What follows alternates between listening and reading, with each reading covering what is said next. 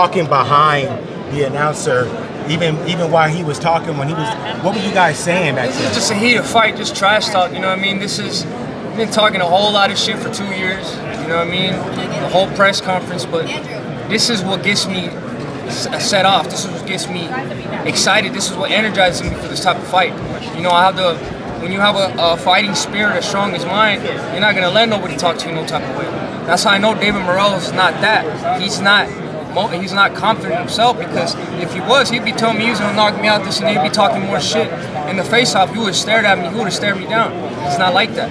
At the end of the day, I'm gonna fucking show him what a real monster is. And that's what I'm gonna do on Saturday. I'm gonna beat the shit out of him. He says he's looking forward to dispelling the myth that you're smoking mirrors, that you're not really as thorough as they say you are. When you hear those things, what goes through your mind? It makes me laugh, honestly. At the end of the day, I've been working with champions since I was 14 years old. He had a good amateur record, but he wasn't working with world champions like I was when I was a little kid.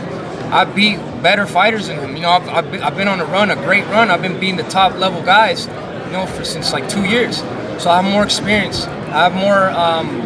I'm used to this moment. You know what I mean? That's why I'm letting the emotions take over, because, you know, I'm really gonna give you guys the best of me, and I'm gonna leave it all in the ring this Saturday. Do you feel he's gonna talk, or you think he's gonna match him? Oh, he's all talk. He knows, he feels my energy. He knows I'm not playing with him. You know, he got me riled up, and he knows that he brought the monster out. He knows he's fucked. You know, he fucked up. But, you know, at the end of the day, he's gonna have to pay for everything. Campeón, si fue personal esto, ya esto es personal. Sí, esto es personal. Sí, como le dije, el David Morrell ya tenía 2 años hablando, diciendo que yo no era nada, que me va a noquear esto y esto. Lo va a hacer pagar por todas las palabras que dijo este Su sábado. pronóstico no llega. No va a llegar a round 12, no, yo lo voy a noquear. David, what would that 13-year-old, 250-pound David Benavidez think when you walk around the hotel, you know, you're driving down the strip and you see your name, you know, headlining a fight in Vegas? What do you think? He would be really proud and be happy of his future, you know what I mean?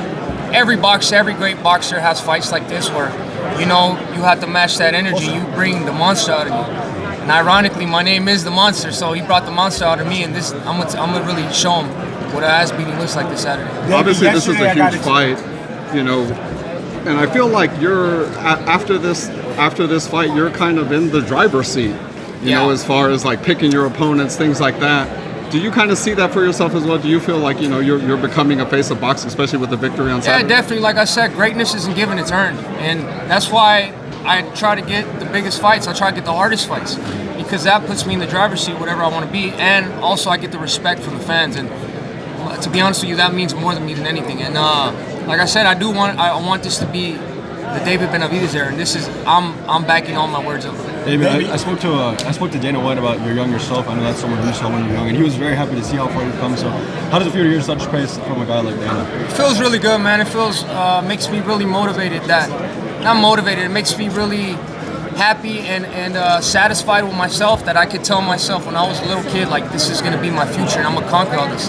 Fast forward to now, everything's being manifested. It's because of all the hard work I put in, and I'm just very happy with my path and my trajectory in my career, and I'm gonna just keep putting in work. And we've seen many big Mexico versus Cuba clashes. How will this one stand out amongst the rest? It's gonna be good, bro. Like, at the end of the day, at the end of the day, I'm the type of person where I'm not scared of a hard fight, because I know that when I get a hard fighter, the best comes out of me. You know what I mean? So I'm expecting a good fight, but I'm expecting to making him look average as well. Because I've been doing that since I was 14 years old.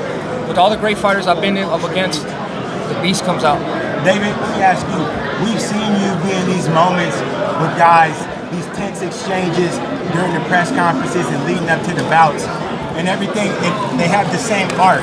On fight night, we watched you put in work on a guy. Describe the moment when you start to see the willpower go away. What are some things that you start to notice? You see a different look in their eyes. You know, when I'm in the ring and I start to land in the shots I land, or I start to defend everything they throw, and you see the look in there like, oh shit, like, this guy is not what I thought he was. You know what I mean? And everybody always thinks I don't have defense, I don't have footwork, but I don't really get hit too much. You know what I mean? And I land at an amazing rate. I think I'm number 2 or number 3 in the most accurate punchers in boxing. I think the ones above me are Gervonta Davis and Jesse Bam Bam. These are stats that came out from the Ring magazine or boxing, so you guys can look that up. So once I get into my world, there's nothing that they could do to stop me. David, his eye contact wasn't that much while he was up here just now. Seemed like he didn't really want to give you that eye to eye he was looking for. What do you take away from that? I take away that he's scared. You know what I mean? He's not confident in himself. I've been in this situation a long time. The first time I was here was with REVEALS when I was 21 years old. So I know I can feel the energy. I can sense the energy. You know what I mean? He was talking all that shit, and now he don't even want to look at me. You know what I mean? He's laughing, saying peace and love. Like, I have nothing against peace and love, but right now it's no peace and love. It's wartime. It's wartime.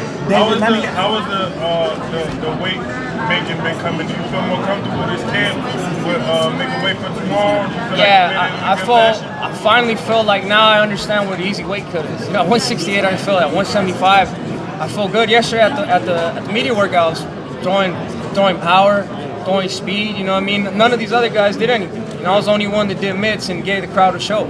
So that only being 2 days away from the weigh-in, that lets you know I'm in good shape. You know, I'm in good shape right now. I got like 3 pounds, so I'm ready. What happened with Luis de Cubas, the dad? I don't want to talk about that fucking guy. David, before we go, lastly, I got a chance yesterday to talk to your brother, Jose, who illustrated a key point that he thought in your life when he took you from Arizona to California, unbeknownst to your mother, and took care of you and said that you really looked like you fell in love with boxing, but that's when you started knocking people out at the Wild Card gym. Can you go back to that moment in your life? What was that time like being with your brother? Yeah, it was a beautiful moment when I came up, when I went to California. My brother was 13 years old, and that's where this monster came from, because everybody would look at me and laugh. The first world champion I sparred when I was 14 years old, I sparred Peter Quillen. The second one was Latif Coyote. Third one, 15, Kelly Pavlik. 16, Golovkin. 17, Zurdo Ramirez. And then I sparred Bivol. So I know I work with these guys. I've been at a high level for a long, long time. And I've learned a lot of stuff from them. So that's why I know can't nobody mess with them, man. Especially with all the experience I got from when I was a little kid, when I went to California. That's really when I fell in love with beating the shit out of people. Thanks, bro. Thank you guys. Thank you guys.